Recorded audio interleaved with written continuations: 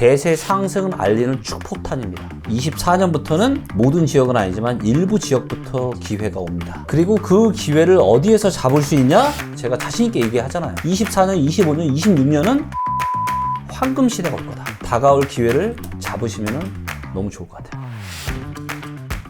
이왕이면 네. 자, 대세 상승 초입기. 네. 그 타이밍에 집을 사면 너무 좋을 것 같은데 네. 그러면 저 같은 일반인들도 알아챌 만한 그런 시그널을 좀 어떻게 보면 좋을까요? 굉장히 여러 가지 것들을 같이 봐야 됩니다. 어. 같이 봐야 되고요. 일단 거래량이 살아나는 걸 봐야 돼요. 제가 거래량을 가지고 제가 좀 보여드리도록 할게요. 네. 자, 이제 요 그래프가 이제 서울의 아파트 거래량입니다. 네. 이때 이제 엄청난 거래량이 한번 터졌고요. 예. 그리고 거래량이 없다가 거래량이 이렇게 평균 이상으로 살아날 때가 언제죠? 2013년입니다. 네. 13년 4월, 그 다음에 13년 10월, 그 다음에 14년 2월. 자, 이런 식으로 출렁출렁 하면서 거래량 어떻게 돼요? 축축 늘죠. 네. 자, 2014년에도 상승은 했지만 네. 이때 상승하지 많이 말들이 많았거든요. 자, 이거 보이시죠? 2015년 3월 달에 저 거래량 15,500건이 터졌습니다. 네. 저게 뭐냐? 대세 상승을 알리는 축폭탄입니다. 폭죽 같은 거 그런 네. 느낌이군요. 자, 2015년 3월 달이면은 언제쯤이죠? 무릎 아래겠죠. 무릎 아래 발목 정도 됩니다. 발목. 발목까지. 발목. 자, 이때 엄청난 거래량이 터진 겁니다.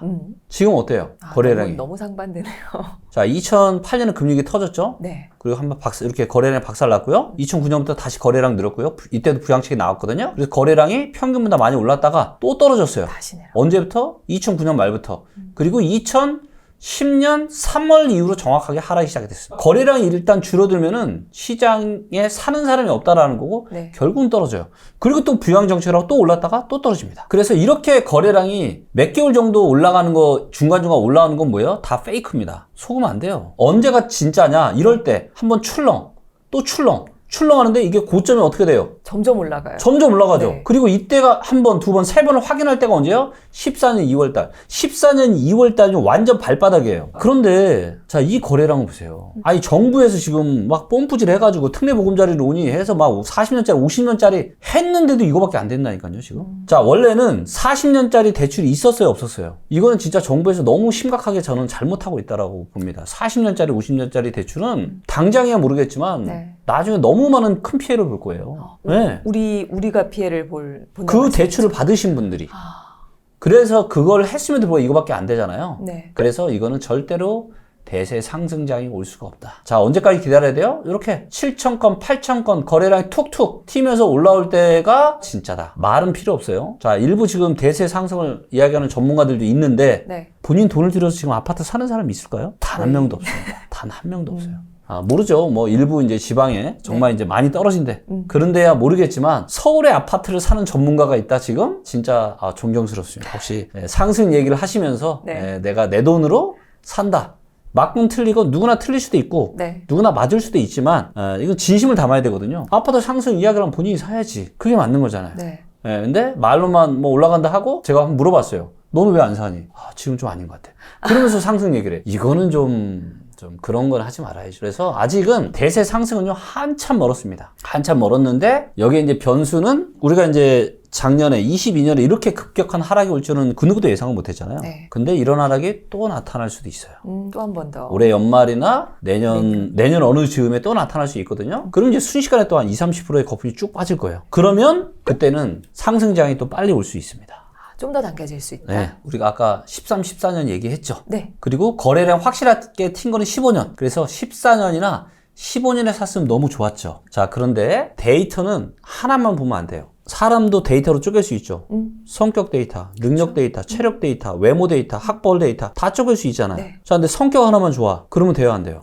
다른 것도 좀 고르게 봐야죠. 다른 것도 고르게 봐야죠. 네. 자, 그래서 예를 들어서 이때 거래량이 튄 걸 우리가 확인을 했어요. 네. 자, 그럼 뭘 확인해야 돼요? 이걸 한번 보겠습니다. 14, 15년에 주택 구매력 지수 데이터가 어땠나? 주택 구입 부담 지수 어때요? 높아요, 낮아요? 너무 낮네요. 네. 이럴 때가 온다, 안 온다? 온다니까요. 그리고 그때 사세요. 그때. 지금은 이렇게 거래량도 없지. 주택 구입 부담 지수 이렇게 높지. 어떻게 대세 상승장이 오냐고요.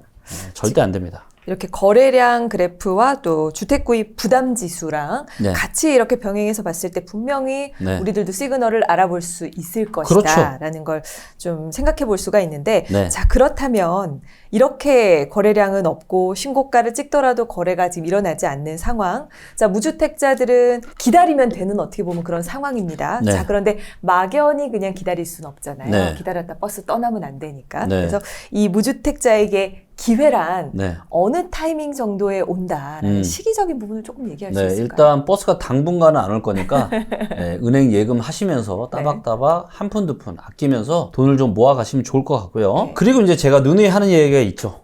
내년부터는 이제 기회가 온다. 24년부터는 모든 지역은 아니지만 일부 지역부터 기회가 옵니다. 그리고 그 기회를 어디에서 잡을 수 있냐? 경매로 잡으시면 가장 좋습니다. 경매로. 경매로. 네.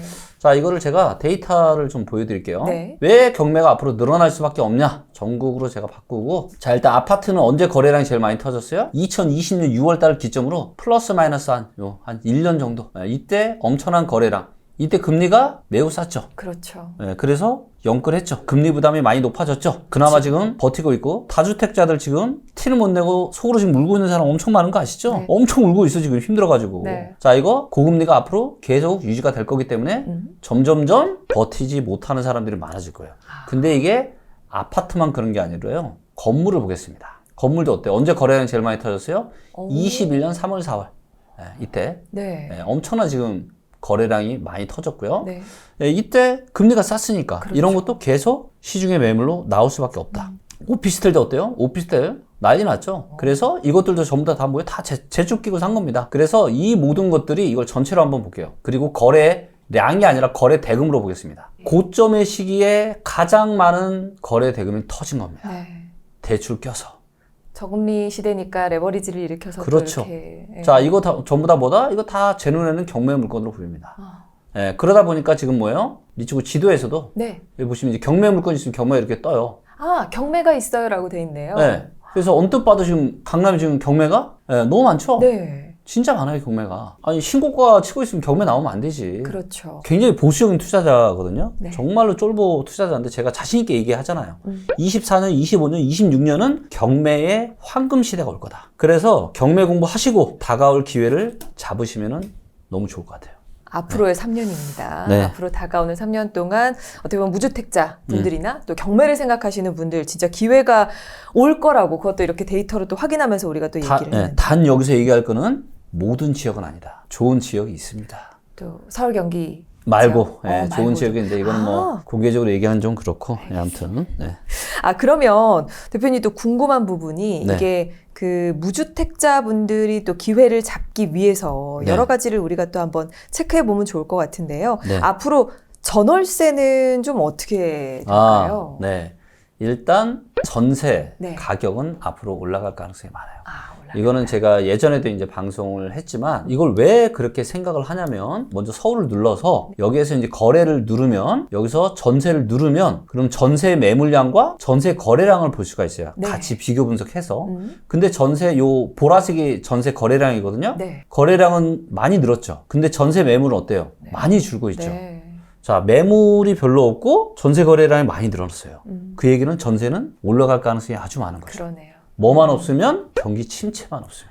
그래서 경기 침체만 없으면 전세 가격은 서울 같은 경우는 또 입주 물량도 작잖아요. 그렇죠. 특히 내년에. 네. 그래서 서울의 전세 가격은 계속 올라갈 가능성이 있는데 문제가 한 가지가 있는데 이걸 이제 주택 구입 부담 지수를 이제 매매만 만든 게 아니라 전세도 만들었어요. 왜냐하면 전세도 대출 껴서 맞아요. 사시는 분들이 많잖아요. 네. 근데 이걸로 보니까 어때요? 지금 전세 대출 껴서 지금 이자 나가는 게 한 달에 160. 거의 160인데요. 평균이 141인데. 네.